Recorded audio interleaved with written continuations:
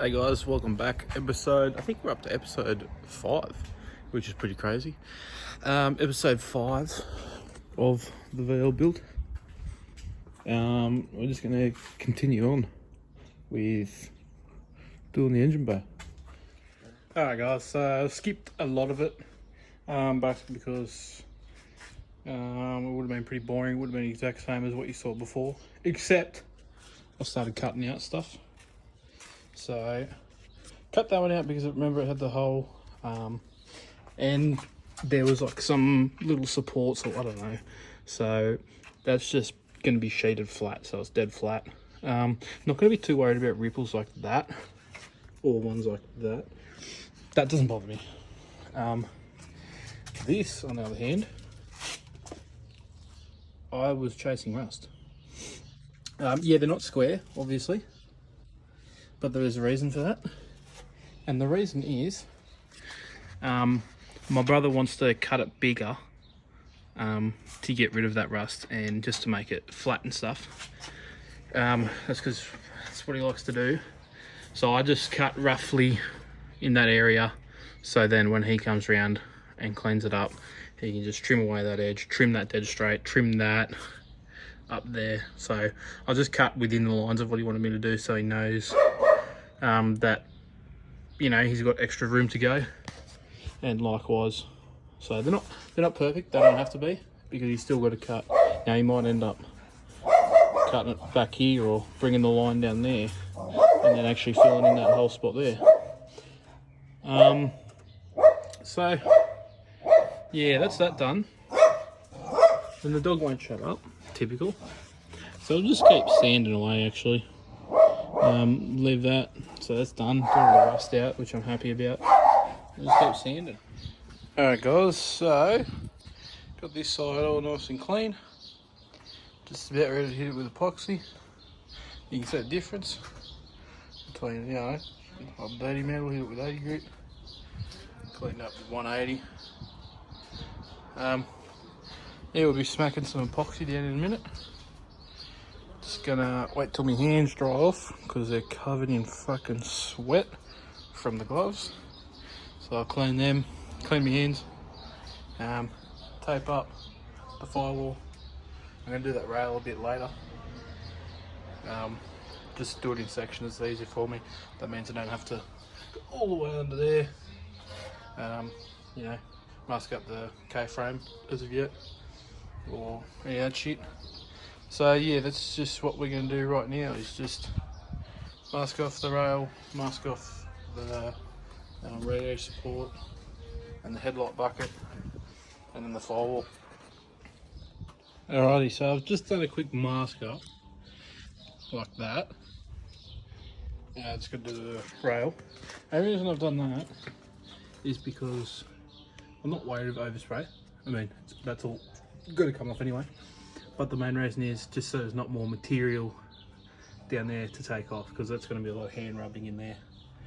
So the less material I get on there, i.e. overspray, means the less I have to sand, the less sandpaper, just makes it a bit easier. Not worried about up there and stuff because you get the sander up there. But bits like here, you got to get in there and hand rub, just a bit easier to mask it off like that.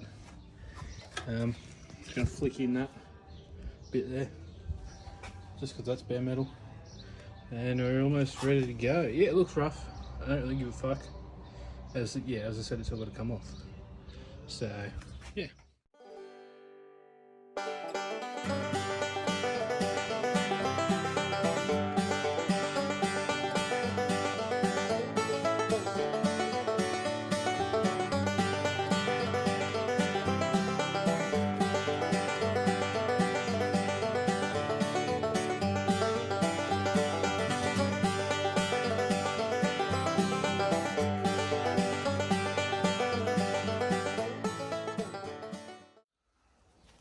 Alright guys, here it is, finished product.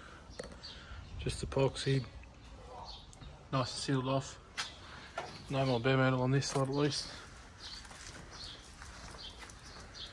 Don't mind that, just dragged my finger through there accidentally. There we go. That's pretty much it, eh? Painted the K-frame, I'm not going to worry about them. They're coming out. Going to get new bloody coilovers.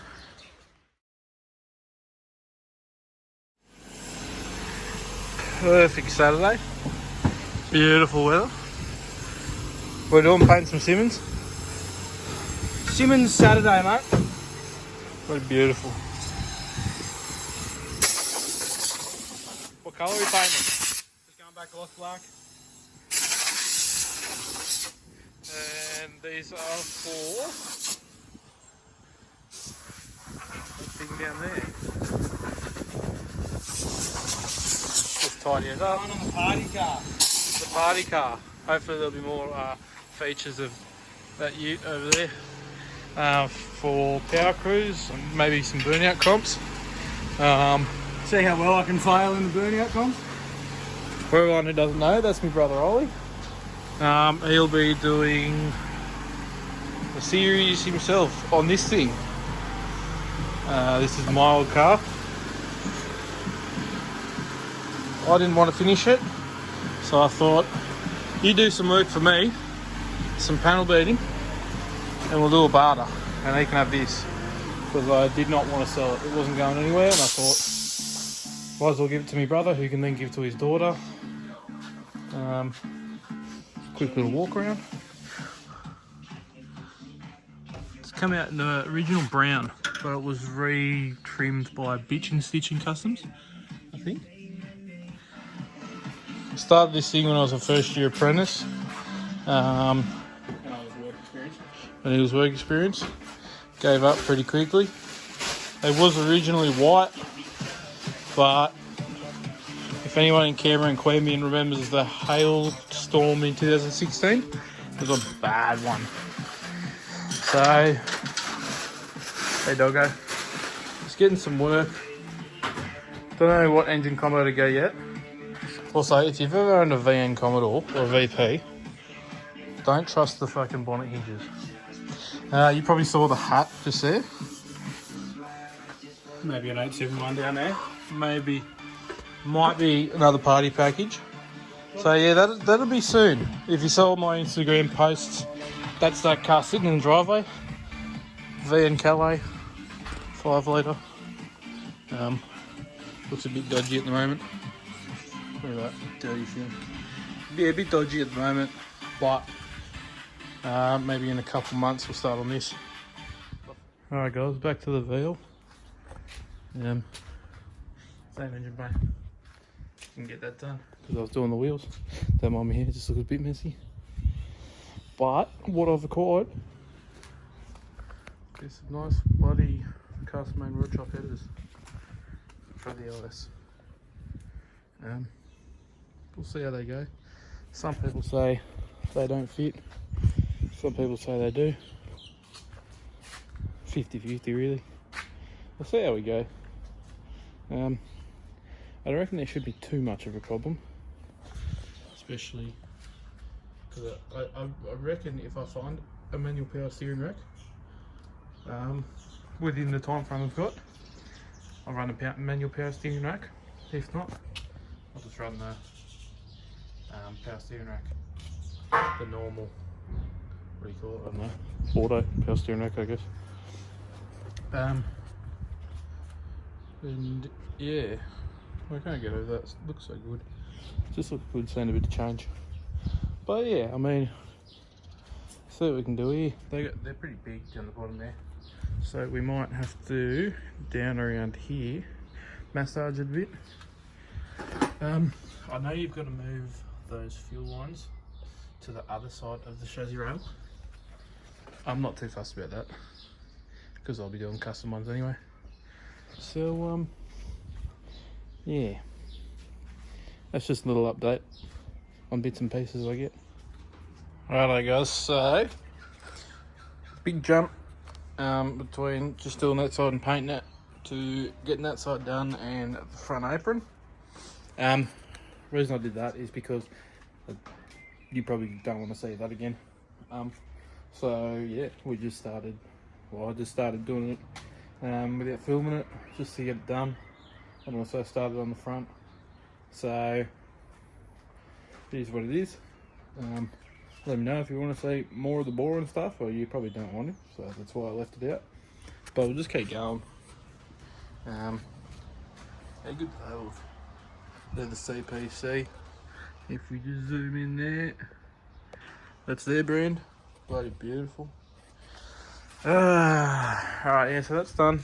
Exactly the same as what I did here, I did on that. So if you really want to check out that, go back to the video I did on that side.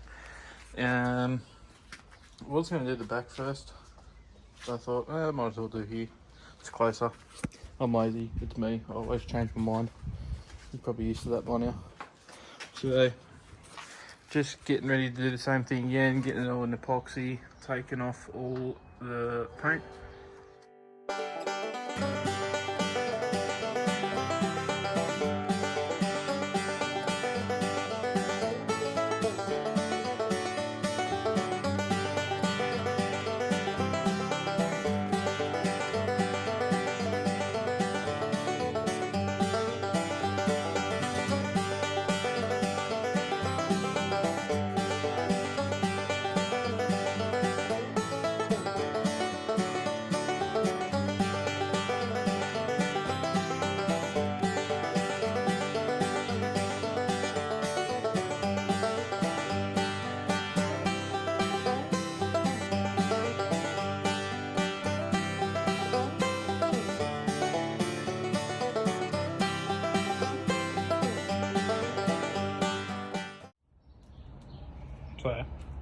So that's pretty much the easy bit. Well done. Hard bits, I'm getting bloody 180 grit sandpaper in there, so I can't wait for that. Right, what I'm going to show you now is what I didn't show when I did them, but with certain epoxies you can't use Prepsol, as Prepsol, if you don't get it 100% off, it leaves sort of a film behind. But what I'm going to be doing is getting thinners and red Scotch-Brite and cleaning it up, cleaning all the dirt out of it, getting all, if there's any paint left behind from previous. So this is all I'm doing. Bit of Scotchy and some thinners. Should use gloves.